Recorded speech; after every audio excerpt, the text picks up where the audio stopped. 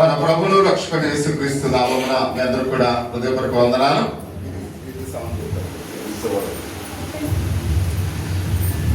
గత 2020 సంవత్సరం నుండి దేవుడు మనల్ని కాసి కాపాడి సంరక్షించి తన అమూల్యమైన రెక్కల చాటున మనల్ని భద్రపరిచి ఈరోజు దేవుని యొక్క సన్నిధానంలో దేవుని ఆరాధించడానికి, ఆయన మహిమపరచడానికి ప్రభు మనకి ఇచ్చిన ఈ గొప్ప సమయాన్ని బట్టి దేవునికి కృతజ్ఞతాస్తుతులు చెల్లిస్తూ ఉన్నాం. ఎందుకంటే ఇంతవరకు దేవుని యొక్క సన్నిధానంలో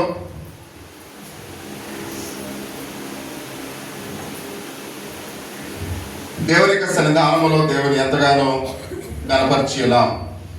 పాటలు ప్రతి ఒక్కరు కూడా ఎంతో సంతోషంగా పాడి ఉన్నారు. వచ్చిన బిడ్డలు కూడా ఎంతో సంతోషంతో చప్పట్లు కొట్టు దేవుని యొక్క మహిమార్థమే ప్రతి ఒక్కరు కూడా ఈరోజు ఎంతో హ్యాపీగా ఉన్నట్లుగా నేను అనుకుంటూ ఉన్నాను. అందరూ హ్యాపీగా ఉన్నారా? ఎందుకంటే సంతోషంతో దేవుని ఆరాధించడం అనేది దేవునికి ఎంతో ఇష్టమైనది.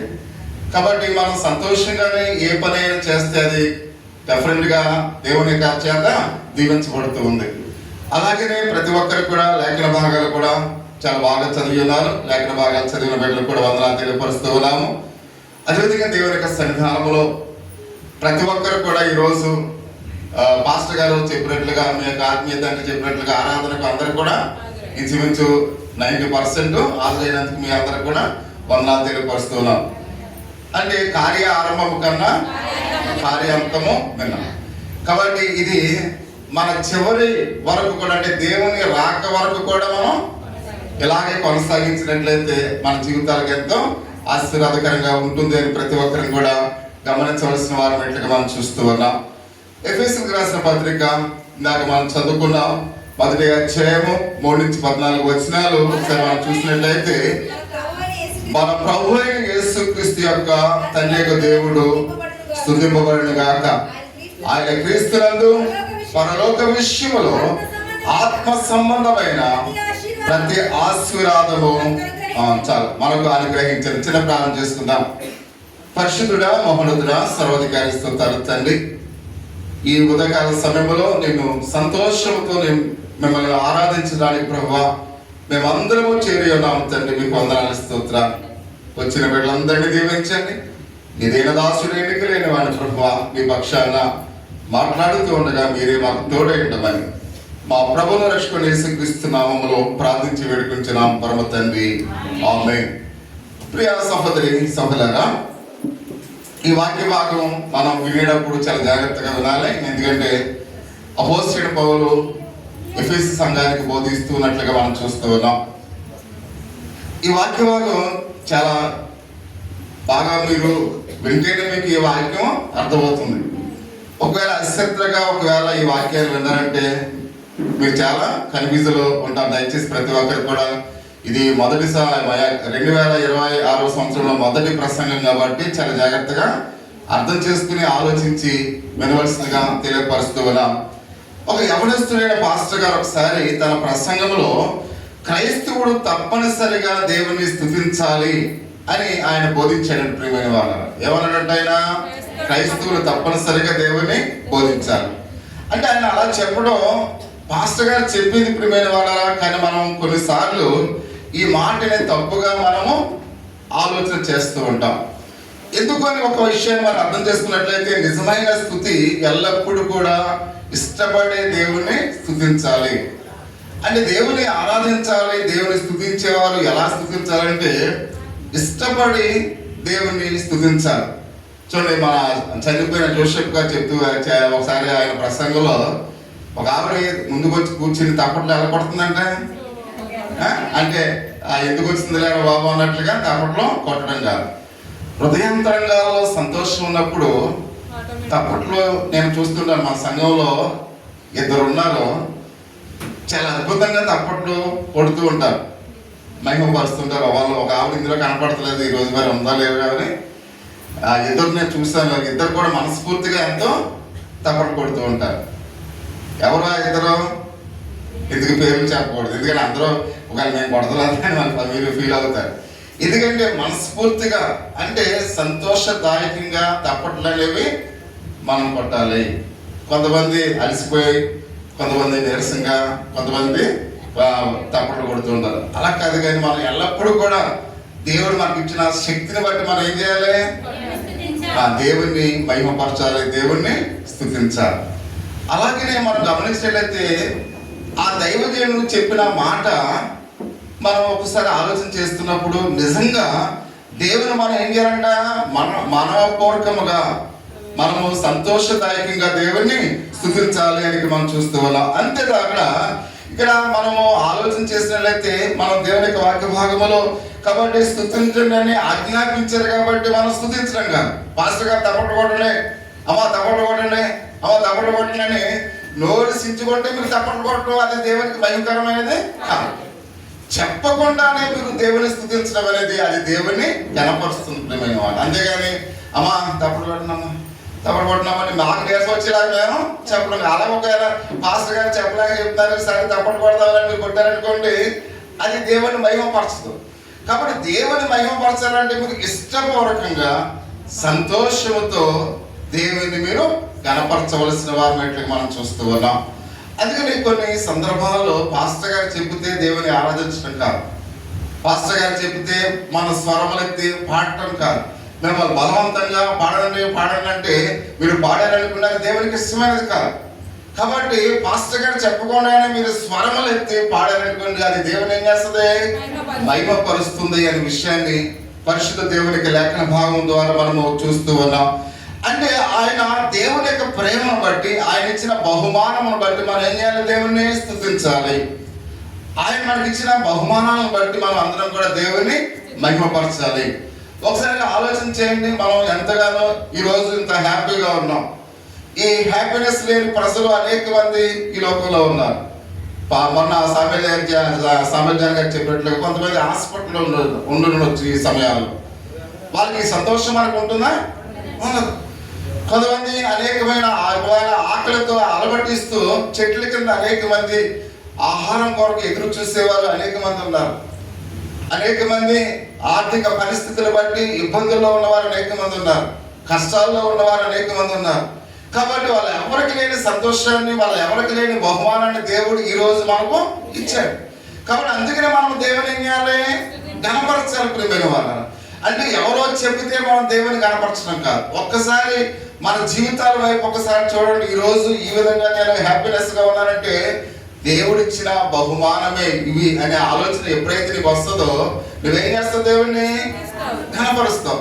అందుకని మనం ఏదో బలవంతం పడితే మనం దేవుని స్తుతించుంటే అది దేవునికి ఇష్టకరమైన ఆరాధన కాదు అనే విషయాన్ని ప్రతి ఒక్కరిని కూడా గమనించవలసిన వారినట్లుగా మనం చూస్తూ ఉన్నాం.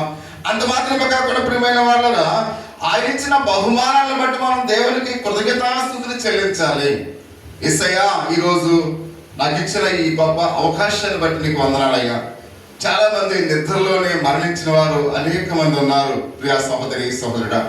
కాబట్టి నీవు నేనైతే ఈరోజు ఈ విధంగా దేవుని మందిరములో 2026 సంవత్సరం మొదటి ఆదివారం చూసే ఆ గొప్ప ధన్యత మనకు దేవుడు ఇచ్చాడు. యేసయ్యా నీకు వందనాలు ప్రభువా, ఈ ధన్యత నాకు ఇచ్చినందు అని మన దేవునికి కృతజ్ఞతాస్తుతులు చెల్లిస్తూ తదుపరి ఆయనకి మనం ఏం చేయాలంట? కనపరచవలసిన వారమై ఉన్నాము అనే విషయాన్ని ప్రతి ఒక్కరిని కూడా మనం ఎల్లప్పుడూ కూడా మర్చిపోకూడదు అనే విషయానికి మనం చూస్తూ ఉన్నాం. ఎందుకంటే అక్కడ నిజమైన కృతజ్ఞతాస్తుతి మన హృదయంలో నుంచి రావాలి. ప్రియమైన వాళ్ళ నిజమైన కృతజ్ఞతాస్తుతులు ఎక్కడి నుంచి రావాలంట? మన హృదయంలో నుంచి రావాలి అనే విషయానికి మనం చూస్తూ ఉన్నాం. అంటే మన హృదయంలో నుంచి రావాలంటే మన హృదయము దేవుని ప్రేమతో నింపబడి ఉండాలి. అప్పుడే మనం స్వచ్ఛమైన కృతజ్ఞతాస్తుతులు దేవునికి ఇచ్చేవారంగా ఉంటాము అనే విషయానికి మనం చూస్తున్నాం. అందుకని ఎఫెసీ పత్రికలో పరిశుద్ధుడు పౌలు అంటూ ఉన్నాడు, కాబట్టి మనకు దయాళత్వాన్ని బట్టి దేవుణ్ణి ఆయన దయను మనం చూపిస్తూ ఉంది ప్రియమైన వాళ్ళ. ఎందుకంటే మనం ఎందుకు ఆయనకి కృతజ్ఞతాస్తుతులు చెల్లించాలంటే ఆయన దయ కలిగిన వాడు అని మనం చూస్తూ ఉన్నాం. అంత మాత్రమే కాకుండా ఆ దేవుని ప్రేమ, ఆయన దయాళత్వము, ఆయన మహిమ, ఘనత, ప్రభావములు మనకు ఎంతో ఆధారముగా ఉన్నాయి కనుక ఆయన మనం ఏం చేయాలి? ఆ ఘనపరచవలసిన వారి బట్టి మనం చూస్తూ ఉన్నాం. ప్రేమిస్తూ దయచేస్తున్న మన దేవుణ్ణి మనం ఏం చేయాలి? స్తుతిద్దాం ప్రియమైన వాళ్ళ. ఆయన మనం ప్రేమిస్తున్నాడు కాబట్టి ఆయన మనం స్తుతిద్దాం. ఆయన అనేక అద్భుతమైన కార్యాలు మన జీవితాల్లో జరిగించాడు కాబట్టి మనం దేవునికి ఏం చేద్దాం? స్తుతిద్దాం. అందుకనే మన జీవితాల్లో ఆయన చేసిన బహుమానాలను బట్టి, ఆయన చూపించిన దయను బట్టి, ఆయన దయాలత్వాన్ని బట్టి మనం ఈ రోజు ఈ ఉదయకాల సమయంలో దేవుని ఏం చేయవలసిన వారమై ఉన్నాం? స్తుతించవలసిన వారమై ఉన్నాము అనే విషయానికి మనం చూస్తూ ఉన్నాం. రెండు విధాలుగా మనం ఆయన స్తుతించాలి. ఒకటి, దేవుని ప్రేమను బట్టి నిశ్చయత కలిగి ఉన్నాం కాబట్టి మనం దేవుని స్తుతించవలసిన వారమై ఉన్నాం. దేవుడు ఒక నిశ్చయత అంటూ క్రైస్తవ విశ్వాసులుగా మనకు ఆయన ఇచ్చాడు కాబట్టి మనం దేవుని ఏం చేయాలి? స్తుతించాలి. రెండవ మాట మనం చూస్తూ ఉన్నాం, దేవుని బహుమానం బట్టి మన కృతజ్ఞతాస్తుతులు మనం తెలియచేయవలసిన వారమైనట్లుగా మనం చూస్తూ ఉన్నాం. అంటే దేవుడు నీ జీవితంలో, నా జీవితంలో, మన జీవితాల్లో ఆయన చేసిన ప్రతి బహుమానాన్ని బట్టి, ఆయన ఇచ్చినది ప్రతిది కూడా మనకు బహుమానమే ప్రియమైన వాళ్ళరా. ఎందుకంటే మనం కలిగి ఉన్నవన్నీ కూడా దేవుడు ఇచ్చిన బహుమానాలే. ఇది దేవుని యొక్క కృప ద్వారా మాత్రమే మనం పొందుకున్నది. కాబట్టి ఆయన ఇచ్చిన బహుమానాన్ని బట్టి మనం ఏం చేయాలి? ఆయన్ని స్తుతించవలసిన వారమై ఉన్నాము అనే విషయానికి మనం చూస్తూ ఉన్నాం. ఎందుకంటే ప్రియమైన వాళ్ళ క్రైస్తవులు ఇక్కడ మనం చూసినట్లయితే సత్క్రియల ద్వారా కాబట్టి దేవుని యొక్క పరోక్షాలుగా అయితే ఉన్నారు అనే విషయాన్ని అపోస్తలుడైన పౌలు ఆ యొక్క ఎఫెసీ సంఘానికి తెలియపరుస్తున్నట్లుగా మనం చూస్తూ ఉన్నాం. ఎందుకంటే ఆ యొక్క ఫలాలు ఇచ్చే యొక్క పండ్ల చెట్లు ఎలా ఉన్నాయో ఒక క్రైస్తవుని యొక్క జీవితంలో కూడా ఆ విధంగా ఉన్నారని ఆయన మాట్లాడుతూ వాటికి గుర్తుగా ఉన్నారని చెప్తూ ఒక ఉదాహరణ చెప్పినట్లుగా మనం చూస్తూ ఉన్నాం. ఇదేంటి ఆ ఉదాహరణ? అంటే స్తుతి అనేది ప్రతి క్రైస్తవుడు కూడా దేవునికి మనం చెల్లించవలసిన వారమై ఉన్నాం. ప్రతి ఒక్క క్రైస్తవుడు కూడా దేవుని ఏం చేయాలంట? స్తుతింపాలి. ప్రతి ఒక్క క్రైస్తవుడు కూడా. అంత మాత్రమే కాకుండా ఆయన అంటూ ఉన్నాడు, అయితే క్రైస్తవులు అనేవారు చెట్లు కాదు ప్రియమైన వారు. క్రైస్తవులు అనేవారు చెట్లుగా ఉన్నారా? మన చెట్లువా? కాదు. అంటే ఇక్కడ ఒక ఉదాహరణ ప్రభు ఇక్కడ అపోస్తలుడైన పౌలు చాలా అద్భుతంగా ఆయన చెప్తున్నట్లుగా మనం చూస్తూ ఉన్నాం. ఎందుకంటే ఆయన అంటూ ఉన్నాడు, ప్రతి క్రైస్తవుడు కూడా, అయితే ఇక్కడ మనం ప్రజలమై ఉన్నాం కనుక ప్రతి క్రైస్తవుడు కూడా చెట్లు కాదు కనుక, అయితే చెట్లు ఉద్దేశించి ఆయన మాట్లాడుతూ ఉన్నాడు. ఆ చెట్లు అవి వాళ్ళుగా మనం చూసినట్లయితే అవి ఏ విధమైన ఫలాలను ఇస్తాయో ఒకసారి గమనించండి. అవి చెట్లై ఉన్నాయి, మనం ప్రజలమై ఉన్నాం. మనం నిజంగా వాస్తవంగా దేవుని ఏం చేయాలి? స్తుతించవలసిన వారమై ఉన్నాం. ఆయన చేసిన కార్యాలను బట్టి దేవుని స్తుతించవలసిన వారమై ఉన్నాం. చూడండి, ఇప్పుడు మామిడి చెట్టుని చూస్తే ఆ మామిడి చెట్టు జిల్లేడుకాయలు కాస్తుందా? కాయదు. మామిడి చెట్టు ఏం కాస్తుంది? మామిడికాయలే కాస్తుంది. అంటే ఇప్పుడు నిమ్మ చెట్టు నిమ్మకాయలే కాస్తుంది. అంటే మనము దాన్ని నేను వెళ్ళి నువ్వు మామిడికాయలు కాయ అంటే అది మామిడికాయలు కాస్తుందా? కాయట్లేదు. అది దాని యొక్క ఫలవృక్షం ఏంటో దానికి తెలుసు కాబట్టి తన ఫలవృక్షము ఇక్కడ మామిడికాయలు కాబట్టి అది మామిడికాయలే కాస్తుంది. అందుకని మనం వెళ్ళి జిల్లేడు చెట్టు దగ్గరికి వెళ్ళి నువ్వు మామిడికాయలు కాయమ్మా, నువ్వు మామిడికాయలు కాయ అంటే అది కాస్తుందా? కాయ. అది జిల్లేడు కాయలే కాస్తుంది. కానీ క్రైస్తవుడు దేవుని స్తుతించాలి. క్రైస్తవుడు స్తుతించవలసిన వాడేట్లుగా మనం చూస్తూ ఉన్నాం. కానీ క్రైస్తవుడు దగ్గరికి వెళ్ళి అమ్మ ఒక పాట పాడినమ్మా అంటే పాడతాడు. అయితే దేవుని స్తుతించడం లేదు. దేవుని తప్పట్లు కొట్టమంటే కొట్టలేదు. అంటే మనం బలవంతంగా చెబితేనే కానీ చేయట్లేదు. కానీ వృక్ష ఫలాన్ని చూడండి, మనం చెప్పకుండానే అవి నేను మామిడి చెట్టు ఉన్నానని అది తెలుసుకుని మామిడికాయ కాస్తుంది. కానీ నేను క్రైస్తవుడు అనే విషయాన్ని మర్చిపోతున్నాడు ప్రియమైన వాళ్ళు. ఈ ఆదివారం అనే దేవుని మందిరానికి వెళ్ళాలి. ఎందుకంటే నేను క్రైస్తవుడను. 9 గంటలకు ప్రార్థనకి అయితే 9 గంటలనే వెళ్ళాలి. నేను క్రైస్తవుడను. నేను దేవుని యొక్క మందిరంలో పాటలు పాడాలి, దేవుని మందిరంలో దేవుని స్తుతించాలి, దేవుని మందిరంలో నేను దేవుని గణపరచాలి అని మనమే అది హృదయపూర్వకంగా దేవుని మనం ఏం చేయాలి? స్తుతించాలి. కానీ మనం ఏం చేస్తున్నాం? మర్చిపోతున్నాం. భార్య చెప్పాలి, ఈరోజు ప్రార్థన అండి, వస్తాలే కంగారు అంటే భర్త నేను క్రైస్తవుడు అనే విషయాన్ని మర్చిపోతూ ఉన్నాడు. కొన్ని సందర్భాల్లో భార్య ఈరోజు మా అమ్మగారి ఇంటికి వెళ్దామని అంటే అక్కడికి వెళ్ళిపోదాం అంటే ఆ యొక్క క్రైస్తవ విశ్వాసాలు నేను క్రైస్తవ రామ అనే విషయాన్ని మర్చిపోతూ ఉన్నారు. అమ్మ పాటలు పాడండి, అమ్మ తప్పట్లు కొట్టండి, జ్ఞాపకం చేస్తేనే వాటిని మనం ఏం చేస్తున్నాం. అంటే మనం ఏమై ఉన్నామో అనే విషయాన్ని మనం ఏమవుతున్నాం? మర్చిపోతున్నాం. కానీ ఫలవృక్షాలు చూడండి, వాటికి చెప్పకుండానే అవి తగిన కాలంలో అవి ఏం చేస్తున్నాయి, వాటి యొక్క ఫలాలను ఇస్తున్నాయి. మనము ఒక క్రైస్తవులుగా మన స్థితిని మనం ఏం చేస్తున్నామంట, మర్చిపోతున్నామని ఇక్కడ అపోస్తలుడైన పౌలు మీరు ఏమై ఉన్నారో ఒకసారి ప్రతి ఒక్కరిని కూడా జ్ఞాపకం చేసుకోండి ఆయన మాట్లాడుతున్నట్టుగా మనం చూస్తూ ఉన్నాం.